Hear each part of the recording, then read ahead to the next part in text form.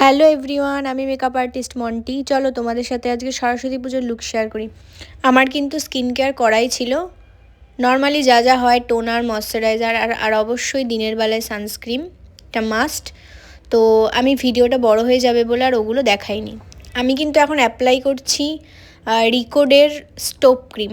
খুব ভালো, খুবই ভালো, রিজনেবল প্রাইসের মধ্যে। তো তারপর আমি ইউজ করছি আফলেজার কনসিলার প্যালেট থেকে কনসিলার।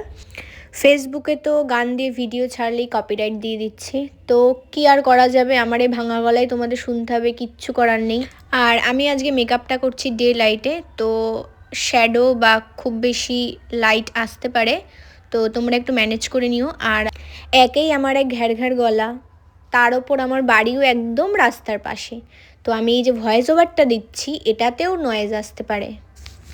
আমি কিন্তু এখানে ফাউন্ডেশন ইউজ করেছি ফরএভার 52 প্রো আর্টিস্ট, আর ব্লাশারটা ছিল O2O। এখন আমি কম্প্যাক্ট ইউজ করছি রিকোডেরই। আমি কিন্তু আজকে মেকআপটা দেখাচ্ছি খুবই শর্টকাটে, অল্প কিছু ইউজ করে, কারণ এমনি সরস্বতী পুজোর দিন তোমরা এমনি কুচি ধরার লোক খুঁজে পাবে না, তারপর যদি আবার এতক্ষণ লাগিয়ে দাও মেকআপ করতে। পিএসসি পমেট থেকে আইব্রো করে আমি কিন্তু চলে এসেছি সোজা আই মেকআপে। আর আমি আইলিডের জাস্ট একটা ট্রানজিশন শেড অ্যাপ্লাই করেছি, আর আউটার কর্নারে জাস্ট কাজলটা পরিয়েছি, ওপরে নিচে তাও পুরোটাও অ্যাপ্লাই করিনি, জাস্ট আউটার কর্নারটাই দিয়ে শ্যাডো দিয়ে জাস্ট ওটাকে স্মাচ করে একটা লাইনার লুক দিয়েছি। এটা যেহেতু ডে মেকআপ, তো ওই জন্যই আমি বেশি কিছু করিনি। আমি এখানে আইল্যাশও পরিনি, তো তোমরা চাইলে পরতেই পারো।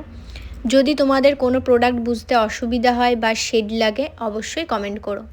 আর আমি আজকে ফার্স্ট টাইম লেন্স পরলাম, একটু ঝাপসা দেখছিলাম, তো তোমরা জানিও যে আমি ঝাপসা চোখ নিয়ে আদৌ আমি মেকআপটা ঠিকঠাক করতে পেরেছি কি না। আমাকে কেমন লাগছে জানাতে কিন্তু ভুলো